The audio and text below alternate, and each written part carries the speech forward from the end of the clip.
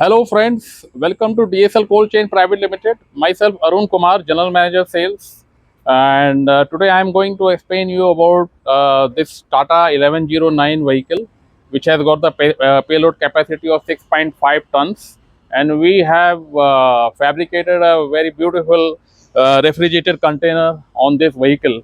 So first, let me explain you about.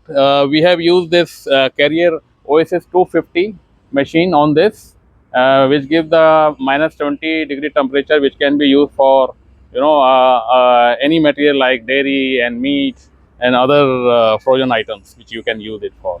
So before that, before going to go inside the vehicle, I will the refrigerated container. I will explain you about the external dimensions of the container. The outside dimension is 17 feet is the length, and the 7.6 is the width of the container, and the 8 feet is the height of the container. Okay, now let's look into the internals of this vehicle reefer container. We have used this SS304 cladding on all the sides of the wall, right, and which is purely a food grade metal. Okay, and on the floor you can see we have used this SS section, okay, which is very strong and durable. So overall, you can see the vehicle we have fabricated in a very nice way.